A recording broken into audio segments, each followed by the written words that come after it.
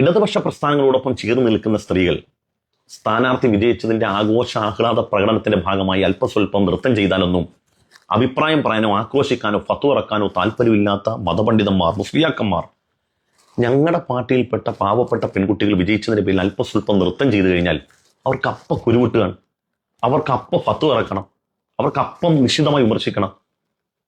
നിങ്ങൾക്ക് ഞങ്ങളുടെ പാർട്ടിയോടുള്ള അന്ധമായ വിരോധം കൊണ്ടാണ്. ഇങ്ങനെ ഒരു ചോദ്യം നിന്റെ മനോമുഖരത്തിൽ ഉയർന്നു വരുന്നുണ്ടെങ്കിൽ നീ ആദ്യം ചെയ്യേണ്ടത്, ഒരു 34 മിനിറ്റ് മുമ്പ് ബഹുമാനപ്പെട്ട ഷാഫി ചാലിയും ഒരു പോസ്റ്റ് ഇട്ടിരുന്നു. വേഗം പോയി അത് കണ്ടിട്ട് വന്നിട്ട് എൻ്റെ വീഡിയോ കാണാം.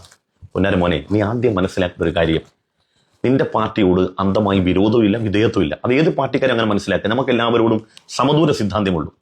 നീ ആദ്യം ചിന്തിക്കേണ്ട ഒരു കാര്യം, ഇവിടെ ഇടതുപക്ഷ പ്രസ്ഥാനമാകട്ടെ മറ്റേത് പ്രസ്ഥാനങ്ങളും അവരുടെ സ്ഥാനാർത്ഥികളെ നിർണ്ണയിക്കുന്നതിന് മുമ്പ് ദ്വാ ചെയ്യാറുണ്ടോ? നമ്മളത് ചെയ്യാറുണ്ട്, തർക്കമില്ലല്ലോ. സ്ഥാനാർത്ഥി നിർണ്ണയിച്ചതിന്റെ ശേഷം പ്രഖ്യാപനം വരുമ്പോൾ തക്ബീർ വിളിക്കാറുണ്ടല്ലോ, അല്ലാഹു അക്ബർ, നമ്മൾ ചെയ്യാറുണ്ട്.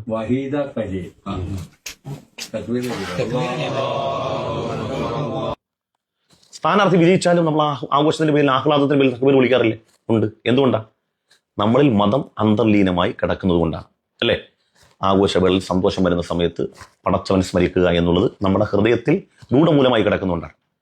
ആ നിന്റെ മേൽ ബാധ്യതയല്ലേണം മറ്റാരേക്കാളും മതത്തിന്റെ മൂല്യങ്ങൾ, അതിന്റെ ഊണും പാവും അഴിച്ചു കളയാതിരിക്കുക എന്നുള്ളത്. കാരണം മലപ്പുറം ടൗണിൽ പെൺകുട്ടികൾ ഫ്ലാഷ് മോബ് കളിച്ച സമയത്ത് അവരെ വിമർശിച്ചതിന്റെ പേരിൽ ഇടതുപക്ഷ പ്രസ്ഥാനത്തിൽ ചില യുവ പ്രസ്ഥാനങ്ങൾ അതേ പെൺകുട്ടികളെ കൊണ്ടുവന്ന് ഡാൻസ് കളിപ്പിച്ചപ്പോൾ മതത്തെ തകർക്കുക എന്നുള്ളതാണ് ചില രാഷ്ട്രീയ പാർട്ടികളുടെ ഗൂഢമായ തന്ത്രമെന്ന് പറഞ്ഞ് നിശ്ചിതമായി വിമർശിച്ചല്ലോ. ഏതുവരെ പറഞ്ഞു? നമ്മുടെ പാർട്ടിയുടെ പക്ഷത്തുനിന്ന് പോയി കഴിഞ്ഞാൽ ദീനിന്റെ പക്ഷത്താണെന്ന്, പരിസരത്ത് നിന്ന് പോകണമെന്ന് പറഞ്ഞല്ലോ. ഇപ്പൊ ഇവിടെ ദീനിന്റെ മൂടും പാവും വഴിച്ചു കളഞ്ഞതാരാ? ഷാഫി ചാലിയും അങ്ങനെ പോസ്റ്റ് ഇടേണ്ടി വന്നൊരു സാഹചര്യം എന്താ? ഇത് നിങ്ങൾ മനസ്സിലാക്കണ്ടേ.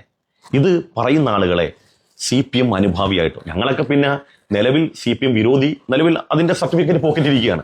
ഇനിയിപ്പോൾ ലീഗ് വിരോധി എന്ന് കൂടെ പറഞ്ഞ പ്രശ്നമൊന്നുമില്ല.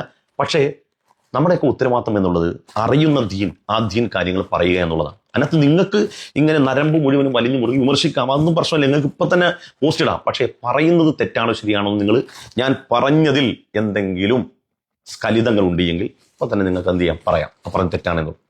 ഇവിടെ ഞാൻ ഈ റാലി ഇങ്ങനെ പോകുമ്പോൾ ശ്രദ്ധിച്ചെന്താണെന്നറിയോ, ഇതിൽ ഇസ്ലാമിലേക്ക് കടന്നു വന്ന ഈസാ പെരുമ്പാവൂരോ അടക്കമുള്ള ആരുടെയെങ്കിലും ഭാര്യമാർ ഇതിനകത്തുണ്ടെന്ന് ഞാൻ ഇങ്ങനെ നോക്കുകയാണ് ചെയ്തു. അവരാരുമില്ല. എന്തുകൊണ്ടാണെന്നറിയോ? അവർ പ്രയാസപ്പെട്ട് കഷ്ടപ്പെട്ട് ദീൻ നേടിയവരായതുകൊണ്ട് തന്നെ അവർക്ക് ദീനിന് മൂല്യം, വിലയുണ്ട്, ഒരു മഹത്വമുണ്ട്. അവരതിനകത്ത് അവരുടെ ജീവിതത്തിൽ അതിൻ്റെ ഒരു പരിശുദ്ധി അവർ കാത്തു സൂക്ഷിക്കുന്നുണ്ട്. നമ്മൾ ഓൾറെഡി ഇതിൽ ജനിച്ച ആളുകളായതുകൊണ്ട് നമുക്ക് സ്വർഗ്ഗമൊക്കെ ഉറപ്പല്ലേ, നമ്മുടെ പോക്കറ്റിൽ ഇരിക്കുകയല്ലേ. നമ്മൾ മരിച്ചു കിട്ടിയാൽ മതി, വേഗം പോകാൻ വേണ്ടി എല്ലാം തികഞ്ഞവരായി മാറിയിരിക്കണം. അതുകൊണ്ട് നമുക്ക് എന്തും പറ്റും. പിന്നെ ചില ആളുകളൊക്കെ ഇതൊക്കെ രാഷ്ട്രീയമല്ല, അല്ല രാഷ്ട്രീയത്തിൽ കയറിയാൽ രാഷ്ട്രീയത്തിൽ മതം ഇടപെടത്തില്ലേ? നീ റമദാൻ മാസം നീ ഒരു സ്ഥാനാർത്ഥിയായി, നീ ഇവിടെ നിയമസഭാ ഇലക്ഷൻ നീ മത്സരിച്ച സ്ഥാനാർത്ഥിയായി, റമദാൻ 17 രാവിന് നീ നിയമസഭയിൽ ഇരിക്കുകയാണ്. ആ സമയത്ത് എല്ലാം നിന്റെ കൂടെ ഉള്ള മറ്റ് സഹസമൂഹത്തിൽപ്പെട്ട സഹോദര സമുദായത്തിൽപ്പെട്ട എല്ലാവരും വെള്ളം കുടിക്കുമ്പം നീ വെള്ളം കുടിക്കാറുണ്ടോ? ഇല്ല. നീ അവിടെ മതം കാത്തു സൂക്ഷിക്കാറില്ലേ? ലോകത്ത് നീ എവിടെ പോയാൽ, ഏത് സ്ഥലത്തും പോയാലും നീ ഇടത് കാല് വെച്ചിട്ടല്ലേ ബാത്റൂമിൽ കയറുള്ളത്? വലത് കാല് വെച്ചല്ലേ നീ ഇറങ്ങാറുള്ളത്? തലമറച്ചല്ലേ നീ പോകാറുള്ളത്? ഭക്ഷണം കഴിക്കുമ്പോൾ നീ ബിസ്മിയല്ലേ? അത് എവിടെ ഏത് പാർലമെന്റിൽ ഇരുന്നാലും നീ ഞങ്ങളതിനല്ലേ? നീ അവിടെ വെച്ച് ബാങ്ക് കുടിക്കുമ്പോൾ നീ പള്ളിയിൽ പോകാറില്ലേ? അപ്പം രാഷ്ട്രീയം എന്നുള്ളത്, ആ രാഷ്ട്രീയത്തിൽ നമ്മൾ പ്രവർത്തിക്കുന്ന ഒറ്റ കാരണം കൊണ്ട് നമുക്കെല്ലാം ഹലാലാവുമെന്ന് അങ്ങനെ വിചാരിക്കേണ്ട. രാഷ്ട്രീയത്തിന്റെ പേരിൽ എന്ത് പേക്കൂത്തും പറ്റുമെന്ന് വിചാരിക്കണ്ട. നീ നിന്റെ മതം എന്ന് പറഞ്ഞാൽ നീ നിന്റെ തൊട്ടിൽ മുതൽ കട്ടിൽ വരെ നിന്റെ ജീവിതത്തിൽ ക്രിയാത്മകമായി നിന്റെ ജീവിതത്തെ മെച്ചപ്പെടുത്തുന്ന രൂപത്തിൽ ഇടപെടുന്ന ഒരു സംഗതിയാണ്. അതെല്ലാ മേഖലയിലും വേണം. രാഷ്ട്രീയത്തിൽ നിനക്ക് നിന്റെ എതിർ സ്ഥാനാർത്ഥിയെ നിനക്ക് തോൽപ്പിക്കാൻ വേണ്ടി മറ്റൊരാളോട് നിനക്ക് അവനെക്കുറിച്ച് അപവാദം പറയാൻ പറ്റും? ഇല്ല. അവിടെ മതം ഇടപെടുകയാണ്. നിനക്ക് നിന്റെ എതിർ സ്ഥാനാർത്ഥിയെക്കുറിച്ച് മോശം പറയാൻ പറ്റൂല, കള്ളം പറയാൻ പറ്റൂല, അവനെ തോൽപ്പിക്കാൻ വേണ്ടി നിനക്ക് കുതന്ത്രം മെനയാൻ പറ്റൂല. ഞാൻ പറഞ്ഞത് ശരിയല്ലേ? നീ ജയിച്ചു കഴിഞ്ഞാൽ അവനെ അപഹസിക്കാൻ നിന്നെ കൊണ്ട് പറ്റുമോ? നീ ഒരു യഥാർത്ഥ വിശ്വാസമാണെങ്കിൽ അപഹസിക്കാൻ പറ്റൂല? ഇല്ല, ഒന്നും പറ്റൂല. അതുകൊണ്ട് നിന്റെ ജീവിതത്തിന്റെ നിഖില അഖില മേഖലകളിൽ ഈ മതമൂല്യം, നീ മതവിശ്വാസിയാണെങ്കിൽ, യഥാർത്ഥ വിശ്വാസിയാണെങ്കിൽ ആ മൂല്യങ്ങൾ അത് ഇടപെടണം, അത് ഇടപെടും, അത് പ്രതിഫലിക്കും. അങ്ങനെയെങ്കിൽ മാത്രമേ നിന്നെ ഒരു നല്ല മുസൽമാനായിട്ട് കൂട്ടാൻ പറ്റൂ. അല്ലാത്ത പക്ഷം നീ രാഷ്ട്രീയത്തിന് വേണ്ടി കളിക്കുന്ന കേവലം കോമാളി മാത്രമാണ്. നീ ഷാഫി ചാലിയും പറഞ്ഞ് ഷാഫി ചാലി ഇട്ടിരിക്കുന്ന ആ ഫോട്ടോ കൂടി നീ ഒന്ന് ശ്രദ്ധിച്ചോണേ. ആഘോഷം അതിർവിടാതിരിക്കട്ടെ, വിജയം ആഘോഷിക്കേണ്ടത് തന്നെയാണ്. ഒരു വിമൻസ് കോളേജ് തിരഞ്ഞെടുപ്പ് വിജയം വിദ്യാർത്ഥികൾ ഡാൻസ് കളിച്ചും കെട്ടിപ്പിടിച്ചും ആഘോഷിക്കുന്ന പോലെയല്ല പൊതുനിരത്തിൽ ജെൻഡറുകൾ തമ്മിൽ ഇടപഴകി ചെയ്താലുണ്ടാവുക. അത് സാമൂഹിക അപജയത്തിന് ഹേതുവാകും. മറ്റു പാർട്ടികളെ ഓഡിറ്റ് ചെയ്യുന്ന പോലെയല്ല മുസ്ലിം ലീഗിനെ. ഇതര പാർട്ടി വേദികളിൽ മുസ്ലിം പെൺകുടിമാർ ഇടകലർന്ന് നൃത്തം ചവിട്ടിയാലും ചുംബിച്ചാലും കെട്ടിപ്പിടിച്ചാലും ഒരു മൗലവിമാരും ഒന്നും പറയാറില്ല. എന്നാൽ ലീഗ് വേദിയിലാണെങ്കിൽ അതിൻ്റെ സ്വഭാവം മാറും. ആദ്യം അത് മനസ്സിലാക്കേണ്ടത് ലീഗുകാർ തന്നെയാണ്. നമ്മുടെ മഹത്തായ സംസ്കാരങ്ങളും പാരമ്പര്യങ്ങളും മാറ്റിവെച്ച് ആധുനിക പാശ്ചാത്യ DJ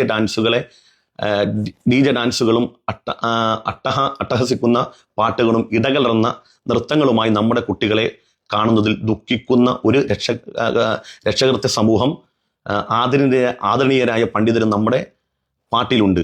അവരോടുള്ള ബഹുമാനവും അദബും മറന്ന് നമുക്ക് മുന്നോട്ട് പോകാനാവില്ല. ആഘോഷം അതിര് വിടാതിരിക്കട്ടെ. ശ്രദ്ധിക്കുമല്ലോ എന്ന് അദ്ദേഹം പറയുന്നുണ്ട്. ഏത് കോളേജ് തെരഞ്ഞെടുപ്പിലാണെങ്കിലും മൂല്യങ്ങൾ കാത്തു സൂക്ഷിക്കണമെന്ന് പറയാനുള്ള ഞങ്ങൾക്ക്.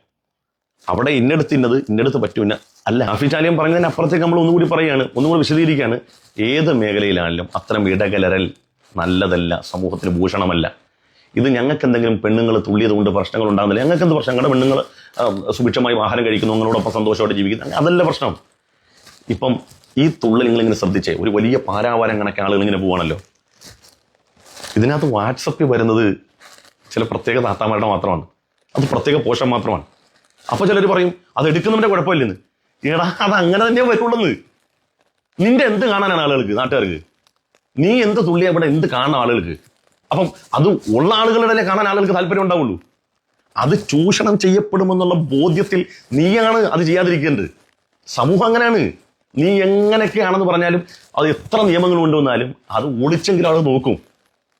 അതിന് മൂല്യമുണ്ടെന്നേ. അത് കാണാൻ ആളുകൾക്ക് ഇൻട്രസ്റ്റും താല്പര്യമുണ്ട്.